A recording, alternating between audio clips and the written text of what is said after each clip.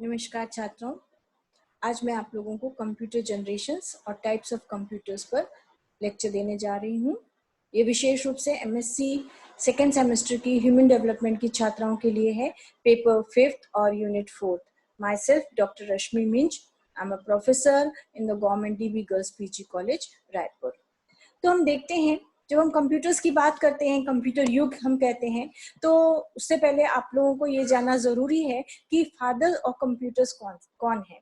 तो Alan Turing जो हैं, इनको फादर ऑफ कंप्यूटर्स कहा जाता है क्योंकि उन्होंने ही सबसे पहले इस कंसेप्ट को लाया और इन्होंने एल्गोरिदम और कंप्यूटेशन को एक इन्वेंशन किया और इनके द्वारा ही जो मशीनरीज है उसका प्रारंभ हुआ। जो एलन ट्यूरिंग है, इनका जन्म 23 जून 1912 को इंग्लैंड में हुआ और ये जूलियस तथा सारा ट्यूरिंग के सुपुत्र रहे। आप देखेंगे एलन ट्यूरिंग 100 वर्ष उनके पूरे हो गए हैं। 1954 में इनकी मृत्यु हुई। हिस्ट्री ऑफ कंप्यूटर को अगर हम देखें तो प्रारंभ में कई शतक पहले इसका प्रारंभ हो चुका था और प्रत्येक जनरेशन टू जनरेशन कंप्यूटर्स का जब निर्माण हुआ या उसका इन्वेंशन हुआ, आविष्कार हुआ, तो हर बार एक नया उसमें चरण ऐड होता गया और उसको और अधिक एडवांस्ड और अधिक सिंप्लीफाई और अधिक आसान उपयोग के लिए बनाया गया। तो हम अगर देखें तो जनरेशंस ऑफ कंप्यूटर में सबसे पहला जनरेशन ऑफ कंप्यूटर्स जो था वो 1940 से लेकर 1956 तक का था। इसमें कंप्यूटर्स को जनरेट करने के लिए वैक्यूम ट्यूब्स का प्रयोग किया। ये बिल्कुल प्रारंभिक समय में किया गया था और इसके समय जब कंप्यूटर बनाया गया था तो वो इतना बड़ा था कि कहा जाए तो एक पूरे कमरे में ही कमरा ही कंप्यूटर रूम बन जाता था, कंप्यूटर बन जाता था। और उसके कारण जो बना था कंप्यूटर, उसमें बहुत हीट निकलती थी, बहुत ज्यादा इलेक्ट्रिसिटी का उपयोग होता था और जिसके कारण बहुत बार बार इतनी हीट होती थी कि ब्रेकडाउन्स होने लगते थे और कंप्यूटर जो था, उसकी जो मशीन थी वो लगातार लंबे समय तक नहीं काम कर पाती थी, बार बार रुक के काम उसका चलता था। और ये फर्स्ट जनरेशन का कंप्यूटर में मेन इलेक्ट्रॉनिक पार्ट जो था वो था वैक्यूम ट्यूब्स। इस वैक्यूम ट्यूब्स के में कार्ड और पेपर टेप्स यूज किए जाते थे। मैग्नेटिक ड्रम का भी उसमें प्रयोग किया गया जो कि स्टोरेज या मेमोरी स्टोरेज का काम करता था। इसका इलेक्ट्रॉनिक टाइम पर कैलकुलेशन रेंज जो था वो था 0.1 मिली सेकेंड से लेकर 1 मिली सेकेंड। इसका जो पॉपुलर फर्स्ट जनरेशन के जो कंप्यूटर्स थे उनके नाम हैं एनिएक, यूनिवैक, एडवैक तथा एडसेक। ये फर्स्ट जनरेशन के कंप्यूटर्स कहलाते हैं।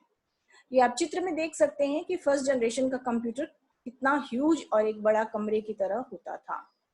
सेकेंड जनरेशन का कंप्यूटर जो था वो 1956 से लेकर 1963 तक चला और इसमें जो वैक्यूम ट्यूब्स का स्थान जो हटाकर ट्रांजिस्टर्स ने ले लिया।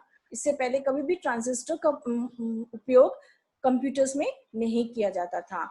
इसमें ये बड़ा इम्प्रूवमेंट हुआ वैक्यूम ट्यूब के बदले जब ट्रांजिस्टर का उपयोग किया गया तो उसमें कम हीट प्रोड्यूस होने लगी, थोड़ा सा कंप्यूटर का साइज छोटा हुआ और कंप्यूटर की जो गति थी वो थोड़ी सी फास्ट हुई। कंपैरेटिवली ये तुलनात्मक रूप से थोड़ा सस्ता भी हो गया और इलेक्ट्रिसिटी का कंजम्पशन भी थोड़ा सा पहले जनरेशन के कंप्यूटर से कम हुआ। ये आप चित्र में देख सकते हैं, ट्रांजिस्टर बना हुआ है और ये सेकेंड जनरेशन का कंप्यूटर का मेन उपयोग में लाए जाने वाला टूल था।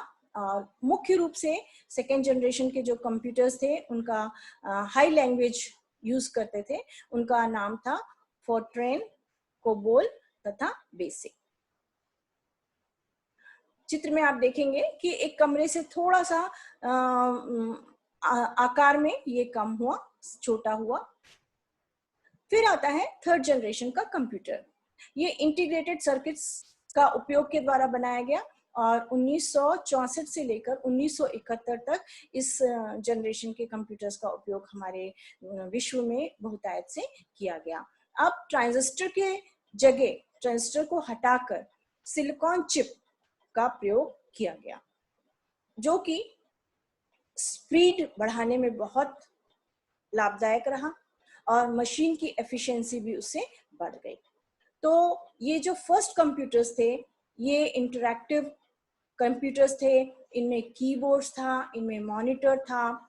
तो इस प्रकार से ये एक आगे की चरण में बेहतर उपयोग वाला कंप्यूटर बना। चित्र में हम थर्ड जनरेशन के कंप्यूटर को देख रहे हैं। जैसे कि मैंने आपको बताया कि इसमें कीबोर्ड था, आउटपुट और इनपुट दोनों डाटास हो जाते थे। इंटीग्रेटेड सर्किट का प्रयोग किया गया, जो कि चित्र में आप देख रहे हैं। मिनी कंप्यूटर्स भी हम इनको कह सकते हैं। फिर आता है fourth generation computers. Fourth generation computers में माइक्रो प्रोसेसर्स का प्रयोग किया गया, इसको हम कहते हैं चिप, माइक्रो प्रोसेसर चिप। तो ये रिवॉल्यूशन जो हुआ, ये इंटेल, इसको एक शब्द में यदि हम कहें तो इंटेल, आप सभी इस शब्द से वाकिफ होंगे। इंटेल 4004 या 4004 चिप सबसे पहले 1971 में डेवलप की गई और इसके द्वारा कंप्यूटर में के कंपोनेंट्स में CPU, memory, output input control, इस तरीके से पूरा सिंगल चिप में ये काम होने लगा। तो 1972 से लेकर 2010 तक हम लोग इसी प्रकार के कंप्यूटर्स का उपयोग करते रहे। 1981 में फर्स्ट एवर कंप्यूटर जिसका नाम था IBM स्पेसिफिकली डिजाइन किया गया होम यूज के लिए। IBM का स्पेसिफिकली क्यों बनाया गया? जिससे कि हम घर में इसको उपयोग में ला सकें। और एप्पल की कंपनी द्वारा भी ये माइक्रो प्रोसेसर्स के बनाए गए। इसमें गति अधिक थी, मेमोरीज अधिक था और जो ग्राफिक्स थे वो इंटरफेरेंस था वो बहुत अच्छा था। लैपटॉप की कैपेबिलिटी भी इसमें थी। ये सब जो है ये फोर्थ जनरेशन के कंप्यूटर्स हैं। इसमें आप देखेंगे आपको लैपटॉप भी दिख रहा है, आपको जो मॉनिटर है वो बहुत स्लीक है और सीपीयू के साथ भी इसका प्रयोग किया गया। आज भी इसका प्रयोग हम देखते हैं कि हो रहा है और हम लोग इसका प्रयोग कर रहे हैं। तो हम देखते हैं कि सॉफ्टवेयर जो है वो बहुत यूजर फ्रेंडली है, इसकी साइज जो है वो बहुत कॉम्पैक्ट है, इसकी स्टोरेज कैपेसिटी जो है वो बहुत हाई है, हीट जनरेशन बहुत डिक्रीज्ड हो गया है। तो फोर्थ जनरेशन का जो कंप्यूटर है ये बहुत ही एडवांस्ड कंप्यूटर था। फिफ्थ जनरेशन का कंप्यूटर को हम आर्टिफिशियल इंटेलिजेंस कहते हैं। ये 2010 से लेकर अभी वर्तमान तक चल रहा है और इसमें आगे चलकर भी और नई टेक्नोलॉजीज की संभावना है। इसमें रैपिड ट्रांसफॉर्मेशन होता है, क्वांटम कंप्यूटेशन हो जाता है, मॉलिक्यूलर एंड नैनो टेक्नोलॉजी वगैरह इसमें सब इन्वॉल्व होती हैं। ये हम आर्टिफिशियल इंटेलिजेंस के द्वारा देखते हैं। फिर फिफ्थ जनरेशन ऑफ कंप्यूटर्स। तो अभी तक हमने देखा generation of computers, first generation, second generation, third, fourth and fifth generation. अब हम देखेंगे टाइप्स ऑफ कंप्यूटर्स, कंप्यूटर के प्रकार। कंप्यूटर के टाइप्स को दो तरीके से हमने विभाजित किया है। पहला है उसकी कैपेबिलिटी तथा साइज के द्वारा और दूसरा है डाटा हैंडलिंग कैपेबिलिटीज के द्वारा। तो हम देखते हैं तीन प्रकार के कंप्यूटर होते हैं, एनालॉग कंप्यूटर, डिजिटल कंप्यूटर और हाइब्रिड कंप्यूटर। एनालॉग कंप्यूटर्स वे कंप्यूटर होते हैं जो कि एनालॉग डाटा के द्वारा ही चलाए जाते हैं। एनालॉग कंप्यूटर्स में भौतिक आंकड़े में ये काम करते हैं, जैसे हाइड्रोलिक प्रेशर, तापमान, इलेक्ट्रिकल आर्क जो है, डिजिटल घड़ियां हैं, इन सब चीजों में इसका प्रयोग किया जाता है। इसके उदाहरण मैं आपको बताऊंगी तो आपको और अच्छे से इसके बारे में समझ में आएगा। एनालॉग कंप्यूटर के उदाहरण है इलेक्ट्रॉनिक घड़ी, कार का स्पीडोमीटर, कार का petrol gauge, GS system, GPS जो सिस्टम होता है, ये सब एनालॉग कंप्यूटर के अंतर्गत आते हैं। जो हम घड़ी पहनते हैं, जो डिजिटल घड़ी रहती है, वो सब कंप्यूटर्स, इसी एनालॉग कंप्यूटर्स के द्वारा उपयोग में लाई जाती है। मुख्य रूप से भौतिक आंकड़ों में काम किया जाता है। दूसरा आता है डिजिटल कंप्यूटर। तो डिजिटल कंप्यूटर जो होता है, ये बाइनरी नंबर सिस्टम 0 और 1 के इस्तेमाल करके गणना इसमें की जाती है। इसमें तार्किक ऑपरेशंस बनाए जाते हैं। उदाहरण के रूप में इसके डिजिटल कंप्यूटर्स के उदाहरण हैं पर्सनल लैपटॉप्स और डेस्कटॉप। ये घर में तथा ऑफिस में बहुत आयत से प्रयोग में लाए जाते हैं। तीसरा आता है हाइब्रिड कंप्यूटर्स। हाइब्रिड कंप्यूटर्स जो होते हैं, ये एनालॉग और डिजिटल दोनों कंप्यूटर के फीचर्स इसमें पाए जाते हैं। ये बहुत ही विशेष प्रकार के डिजिटल विशेषताओं के सम्मिलित किया हुआ कंप्यूटर होता है और स्पेशलाइज्ड एप्लीकेशंस इसमें पाए जाते हैं।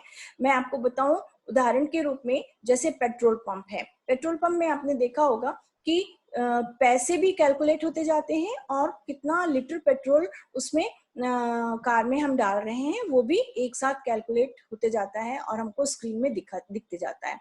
तो ये जो पेट्रोल पंप कन्वर्टर्स मेजरमेंट होते हैं फ्यूल का, क्वांटिटी, साथ ही साथ प्राइस का, ये हाइब्रिड कंप्यूटर्स के अंतर्गत आते हैं। इसके अलावा जैसे ईसीजी है, हार्ट का जब कोई बीमारी हो जाती है तो हम ईसीजी कराते हैं। तो ईसीजी में भी दो काम होते हैं। एक क्या होता है कि वो कंप्यूटर ईसीजी निकालता है और ईसीजी, और दूसरा क्या करता है, उसका प्रिंट आउट निकालता है। मतलब एक हमारे हृदय की धड़कनें देखता है, हृदय की जो भी क्रियाविधि हो रही है उसको नापता है, और दूसरा क्या करता है, फिर उसको प्रिंट आउट में निकाल देता है। तो इस तरह से हम देखते हैं कि हाइब्रिड कंप्यूटर कैसे काम करता है।